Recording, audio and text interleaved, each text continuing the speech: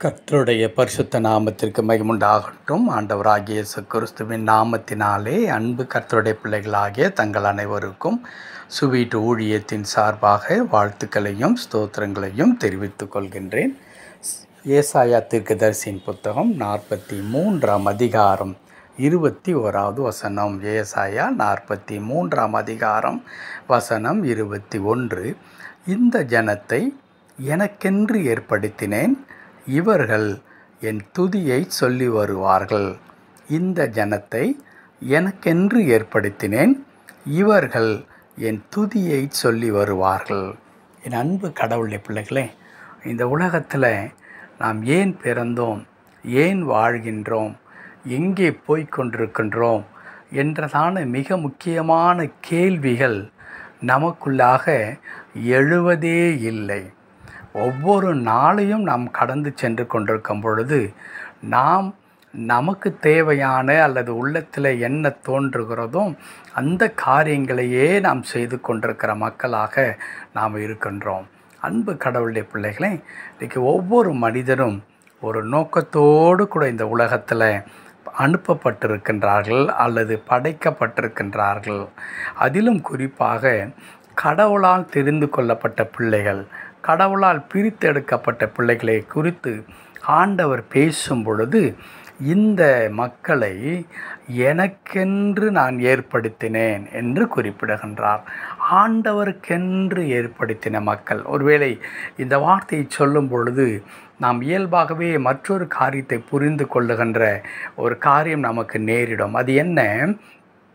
எனக்கென்று ஏற்படுத்தினேன் என்றால், ஏதோ கர்த்தருடைய ஊழியத்திற்காக முழு நேரமாக அழைக்கப்பட்ட மக்கள் இருக்கிறார்களே, அது அவர்களுடைய பணி. ஏனென்றால் அவர்களைத்தான் கடவுள் தனக்கு ஊழியக்காரர்களாக அவர் ஏற்படுத்தி கொண்டார். இந்த வசனம் அவர்களை குறித்து பேசுகிறது என்று நாம் நினைக்கக்கூடாது. மாறாக கடவுளுடைய ரட்சிப்பின் அனுபவத்தை பெற்று கொண்டவர்கள், ஒரே குமாரனாகிய இயேசு கிறிஸ்துவின் இரத்தத்தினாலே கழுவப்பட்டு ஆண்டவருடைய நாமம் தரிக்கப்பட்ட மக்கள் எல்லாரும் கடவுளால் பிரித்தெடுக்கப்பட்ட மக்களாக இருக்கின்றார்கள்.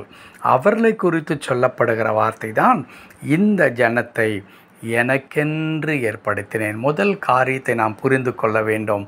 நாம் கடவுளுக்கு சொந்தமானவர்களாக நாம் இந்த உலகத்தில் இருக்கிறோம். நாம் கடவுளுடைய பிள்ளைகளாக, அவருக்கு சொந்தமானவர்களாக அல்லது அவருடைய அதிகாரத்திற்குட்பட்டவர்களாக நாம் இந்த உலகத்தில் இருக்கிறோம். ஒருவேளை நம்முடைய கையில் அநேக அதிகாரங்கள் இருக்கலாம். ஒரு அலுவலகத்தில் உயர்ந்த பதவியை நாம் வகிக்கலாம். இந்த அரசாங்கத்தில் நமக்கு பெரிய அதிகாரங்கள் இருக்கலாம், அல்லது இன்னும் நிறைய அந்தஸ்துகள் நமக்கு இருக்கலாம். இதை எல்லாவற்றையும் தாண்டி நான் கடவுளுடைய பிள்ளையாக, அவருடைய அதிகாரத்திற்குட்பட்டவனாக இருக்கிறேன். காரணம், அவர் என்னை தனக்கென்று ஏற்படுத்தி வைத்திருக்கின்றார் என்பதை நாம் விளங்கி கொள்ள வேண்டும். இரண்டாவதாக, அப்படி ஏன் கடவுள் என்னை ஏற்படுத்தி வைத்திருக்கின்றார் என்றால், இவர்கள் என் துதியை சொல்லி வருவார்கள். இவர்கள் என் துதியை சொல்லி வருவார்கள். துதி என்பது ஆண்டவரை போற்றுகின்ற, மகிமைப்படுத்துகின்ற, ஆண்டவருடைய வல்லமையை, அவருடைய மகத்துவத்தை பிரஸ்தாபமாக்குகின்ற ஒன்றுதான் துதி என்கிறதான சொல். அன்பு கடவுளுடைய பிள்ளைகளை, அப்படியானால் இந்த உலகத்தில் கடவுள் நம்மை வைத்திருக்கிறதுனுடைய தலையாய நோக்கம் கடவுளுடைய மகிமையை பறைசாற்றுகிற மக்களாக, மகிமையை பிறருக்கு வெளிப்படுத்துகிற மக்களாக இந்த உலகம் அறிந்து கொள்ளும்படி நம்முடைய கடவுள் எத்தனை மகிமை நிறைந்தவர் என்பதை நாம் வெளிப்படுத்தும்படியாய் நாம் அழைக்கப்பட்டிருக்கின்றோம். 1000 ஸ்தோத்திர பலிகளை, துதிகளை சொல்லுவதல்ல இங்கே சொல்லப்படுகின்ற ஒன்று. கர்த்தர் நம்மை உயர்த்தி ஆசீர்வதித்து நமக்கு வேண்டிய எல்லா விதமான நன்மைகளை கொடுத்திருக்கிறாரே. ஜீவனை ஈவாக ஆண்டவர் நமக்கு கூட்டி கொடுத்திருக்கின்றாரே. இதெல்லாவற்றிற்காக நாம் ஆண்டவருக்கு நன்றி செலுத்தும் பொழுது ஆண்டவரை நாம் மகிமைப்படுத்துகிறவர்களாக இருக்கிறோம். ஆண்டவர் இதன் மூலமாக மகிமைப்பட்டு ஆண்டவர் இன்னும் நம்மை அதிகமாக ஆசீர்வதிக்கின்றவராக இருக்கின்றார்.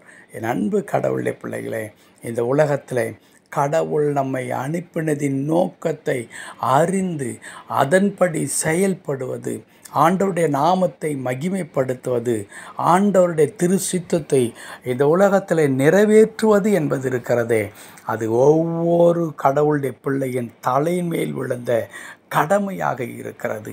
இது யாரோ ஒரு முழு நேர ஊழியக்காரனுக்கு அல்லது இறையியல் பயின்றவருக்கு, சபை ஆரம்பித்தவர்களுக்கு, பைபிளை எடுத்துக்கொண்டு நான் ஊழியக்காரனாய் போகிறேன் என்று சொல்லுகிறவர்களுக்கு அல்ல, ஒவ்வொரு கிறிஸ்தவர்களுக்கும் இது சொந்தமானது. கடவுளங்களை ஏற்படுத்தி வைத்திருக்கின்றார். அவர் உங்கள் மூலமாய் மகிமைப்பட விரும்புகிறார். அவரை நீங்கள் மகிமைப்படுத்த உங்களுடைய வாழ்வு ஒரு சிறந்த வாழ்வாக மாத்திரமல்ல, அது பரிபூர்ண ஆசீர்வாதத்திற்குட்பட்ட வாழ்வாக மாறும். கர்த்ததாமே இந்த வார்த்தையின்படியே உங்களை ஆசீர்வதித்து வழிநடத்துவாராக. ஆமென், ஆமென்.